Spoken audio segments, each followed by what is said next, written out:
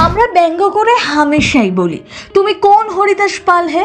যেন হরিদাস নামটাই অপমানের প্রতীক। কিন্তু কখনো শুনেছেন এই হরিদাস আসলে কে ছিলেন? কেনই বা কথায় কথায় হরিদাসকে টেনে আনা হয়? আসলে সে কেমন মানুষ ছিল?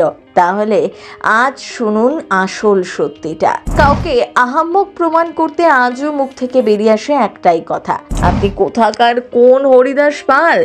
তো ব্যাপারটা হচ্ছে, এই হরিদাস পাল কি আদৌ নিজের অস্তিত্ব রাখে, নাকি নেহাত কাল্পনিক নাম নিয়ে গুজব? তবে জানা গিয়েছে আসলে তিনি ছিলেন কলকাতার কলিই রয়ে গিয়েছেন হরিদাস পাল। কি তার পরিচয়? হরিদাস পাল ছিলেন এমন এক মানুষ যার জীবনটাই ছিল কল্পকথার মতো।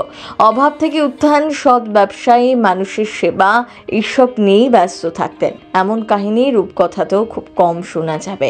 ঋষার এক কুড়ে ঘরে জন্ম, তবু হরিদাসের দু চোখ ভরা ছিল স্বপ্ন।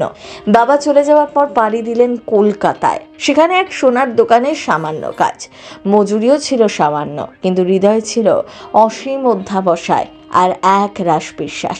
হরিদাস পালের নিকট আত্মীয় বলতে ছিল কলকাতাবাসী এক মামা। 1897 সালে সেই ধনী মামা না ফেরার দেশে চলে যান। উত্তরাধিকার সূত্রে তার সমস্ত সম্পত্তি পান হরিদাস পাল। পরিশ্রমী ও বুদ্ধিমান হরিদাস শুরু করেন ব্যবসা।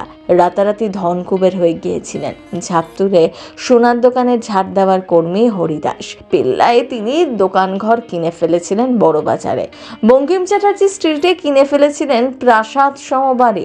বড় বাজারে দোকান খোলেন কাঁচ আর লণ্ঠনে। বাড়তে থাকে তার ব্যবসা। সোনার দোকানে কর্মচারী থেকে ধীরে ধীরে তিনি ঠাঁই পান বাবুদের সমাজে। তবে বিশেষত তিনি মানুষের মনে জায়গা পান তার দানশীলতার জন্য।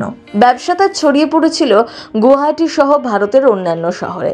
বিপুল বিত্তশালী হওয়া সত্ত্বেও এই হরিদাস পাল ছিলেন শত দয়ালু। সমাজের স্বার্থে একসময় প্রচুর অর্থ ব্যয় করেছিলেন।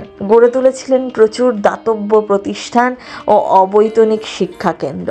জনশ্রুতি আছে তার কিছু বাড়ি ও দুস্থদের দান করে গিয়েছিলেন। ঋষা থেকে কলকাতায় আসা এই হরিদাস পাল শেষে প্রয়াত হয়েছিলেন 1933 সালে।